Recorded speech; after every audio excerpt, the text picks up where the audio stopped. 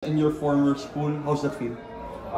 Feel ko sobrang gusto ko talaga makalaban sila. Yun nga, yung parang gusto ko sila makalaban kasi nga iba yung champion iba kalaban yung champion. Madami ka matututunan, matalo ka man o manalo, madami ka matututunan talaga. Yun nga, ginawa lang namin yung best namin. Sabi ng coaches namin, maniwala kami sa bawat isa, maniwala kami na mananalo kami. Yun, guide talaga kami ni Lord lagi. Chris, kanina dun sa fourth quarter, parang nagkaroon ka ng leadership moment na hinadal mo talaga sila.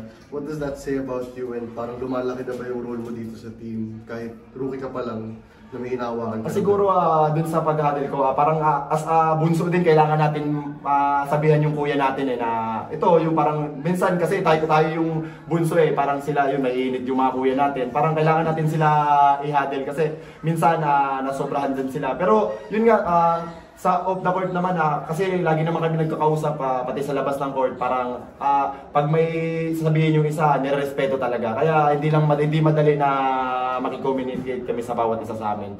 Ayun lang, sabi namin hindi na pwede mangyari ulit yung laban namin sa first round. Parang sakit sa amin nun, parang sa amin na tapos biglang naudol pa. Pero thankful kami sa natutunan namin ng first round. Madami kami natutunan, madami din kami na-apply sa laro ngayon.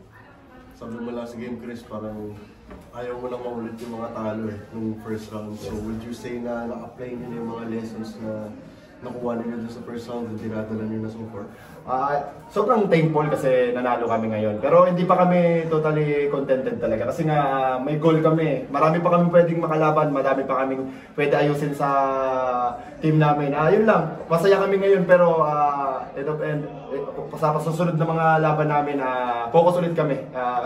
Pwede namin to masaya ngayon kami pero hindi namin pwede idala to sa mga susunod namin game. Chris, may ilan sa amin nakakita sa inyo na nakapag-training kagabi dito. Gaano kahalaga na nakatulong yung training nyo na syempre the night before bago yung big game na to?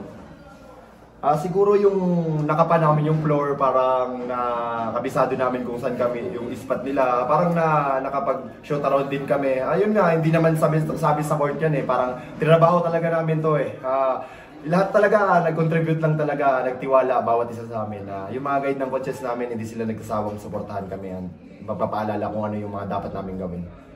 Chris, thankful ka sa teammates mo na nag-step out even though na hindi ka nakascore nung entire second half. Si Cuenco, ang ganda ng kinanan niya ng fourth quarter. Sa akin, yun nga, as a role player lang naman ako dumadating lang, binibigyan ako ng kumpiyansa ni coach. Parang sa akin, hindi ko inaasahan mag-best player. Gusto ko lang manalo kasi hindi lang pang kasayahan ko inisip ko buong team talaga. Pag mananalo kami, buong saya ng buong team namin, yung mga hindi na napapasok sa amin, parang nabibigyan din sila ng saya kahit although hindi sila napapasok. Parang para sa akin, dedicated talaga ako para sa kanila lahat. Gusto ko lang manalo araw-araw na laro namin. Chris, may extra gigil ba dahil San Beda yung kalaban or wala naman? Siguro nung first round na nagkita kami, naglaro kami, sobrang gigil ko nun, parang gusto ko atakihin sila, ngayon, talaga ako na focus talaga ako ngayong game, kung ano yung mako-contribute ko sa team, ano yung matutulong ko, doon lang stake lang talaga po ako.